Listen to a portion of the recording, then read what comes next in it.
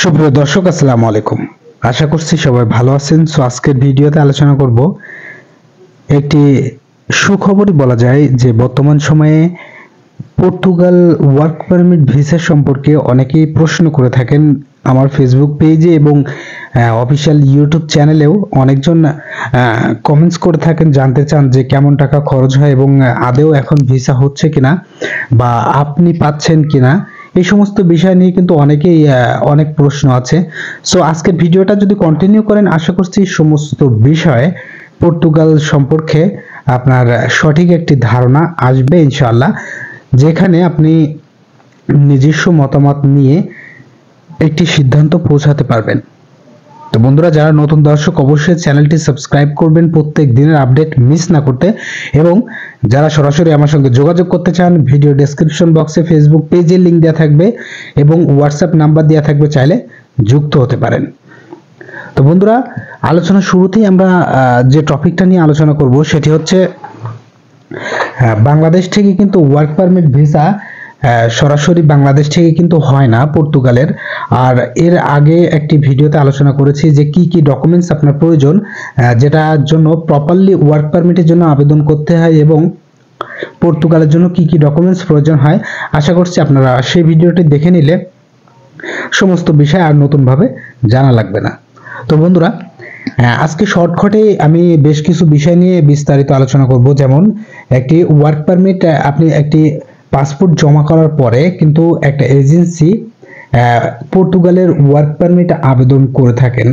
Work permit আসার সঙ্গে সঙ্গে বা তাদের একটা নির্ধারিত সময় থাকে, তার ভেতরে কিন্তু আপনার ইন্ডিয়ান ভিসাটা প্রসেস করবে, যে মাধ্যমে আমরা আর কি করে থাকি। হয়তো বা আপনারা লক্ষ্য করলে স্ক্রিনে দেখবেন একটি দেয়া আছে যে আমরা নতুন এই মাসে ভিসা পেয়েছি 1 তারিখে। আপনারা ডেট দেখার জন্য আপনাদের সুবিধার্থে আমি এটা দিয়েছি, কারণ অফিসিয়ালি আমাদের নিষেধ আছে যে এখন ফ্লাইট না হওয়া পর্যন্ত এই কয়েকটি ভিসা দেখানো যাবে না। আহামরি ভিসা পাই নাই এখন হাতে পর্যন্ত, তবে 2টা ভিসা আমরা অলরেডি পেয়েছি, তাদের একটু আগে দেওয়া ছিল। তো 100 বলা যাচ্ছে যে ভিসা পাওয়া যাচ্ছে।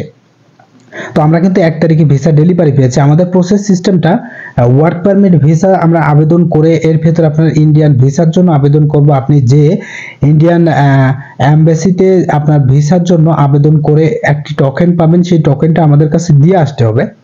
দিয়ে আসার পরে আপনার যখন ভিসাটা কনফার্ম হয়ে যাবে, তখন আপনি ডেলিভারি নিয়ে আসার সময় নিয়ে এসে আমাদের কাছে দিয়ে যাবেন। এরপরে 5 থেকে 10 দিনের ভেতর আপনাকে আমরা ইন্ডিয়াতে পাঠাবো। এর ভেতরে এই যে খরচের ভেতরে আমরা কিন্তু ইন্ডিয়ান ভিসা প্রসেস করে দেব এবং পর্তুগালের ওয়ার্ক পারমিট ভিসাটি করে দেব। এরপরে আপনাকে ইন্ডিয়া যেতে হবে। ইন্ডিয়া যাওয়ার পরে দিল্লিতে যাবেন। যাওয়ার পরে আমরা যে সঠিক ডেট আপনাকে দেব, সেই ডেটে আপনি এমবাসি ফেস করবেন এবং এমবাসিতে ফাইল সাবমিট করবেন। তারপরে আমরা কিন্তু 21 তারিখে ফাইল সাবমিট করে আলহামদুলিল্লাহ 1 তারিখে ভিসা ডেলিভারি পেয়েছি। আপনাদের সুবিধার্থে আমি খুব শিগগিরই ইনশাল্লাহ এদের ফ্লাইট হওয়ার সময় তাদের মুখ থেকে আপনাদেরকে শোনানোর ব্যবস্থা করবো ইনশাল্লাহ।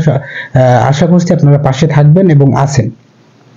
তো এইভাবে কিন্তু আমরা বেশ কিছু ভিসা পেয়েছি, যেগুলো সরাসরি আমরা অ্যাপয়েন্টমেন্ট ডেট নিয়ে দিয়ে এই ভিসাগুলো করিয়ে দিচ্ছি।